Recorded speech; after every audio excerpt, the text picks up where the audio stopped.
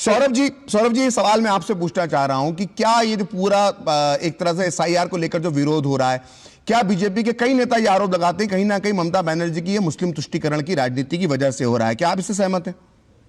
बिल्कुल। हम्म। 100% सहमत हूं, क्योंकि यही जो है ममता बनर्जी का नकली वोट बैंक है। और यहीं पे जो है घुसपैठिया और फॉल्स वोटर।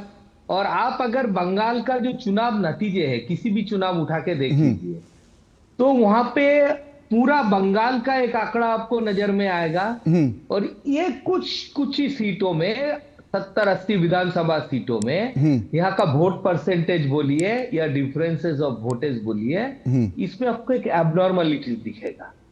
तो आज ममता दीदी को यही डर है कि एसआईआर के बाद खाली जेन्युइन वोटर रह जाएगा। ऐसा नहीं कि सारा मुस्लिम वोटर उनका है। मुस्लिम वोटर्स को अगर ठीक से वोट डालने दिया जाए तो मुस्लिम वोटर भी मोदी जी के लिए वोट करेगा, क्योंकि बंगाल में मुस्लिम समाज भी ममता बनर्जी से पीड़ित है।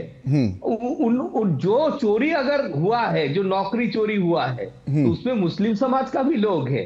जो राशन घोटाले हुआ है, उसमें से भी वो मतलब ये कहने का मतलब है कि जो बांग्लादेशी घुसपैठिया आता है वो मुस्लिम, जो असली मुस्लिम है, जो भारत की धरती का जो वासी है, उसका भी हक मारता होता है। वो उसके लिए डिप्राइव होता है, वो उसके लिए मार खाता है।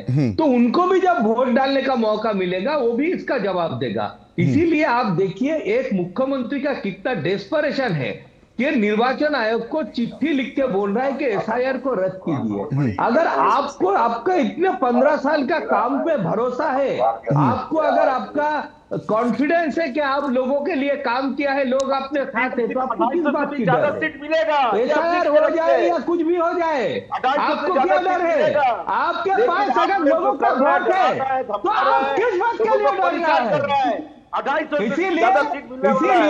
इसीलिए क्या है, ये 2026 का जो वोट है, ममता बनर्जी अपना विदाई का जो घंटी है वो सुन लिया है। इसलिए वो जो संभव ही नहीं है उसका प्रयास किया जा रहा है। इसके पहले तो सुप्रीम कोर्ट तक दौड़े थे, क्या हुआ? सुप्रीम कोर्ट ने तमाचा मार के बाहर भेज दिया। सुप्रीम कोर्ट ने भी तमाचा मार के बाहर भेज दिया। तो जो देश का कानून है, देश का संविधान है, पूरा देश को मानना पड़ेगा, ममता बनर्जी को भी मानना पड़ेगा।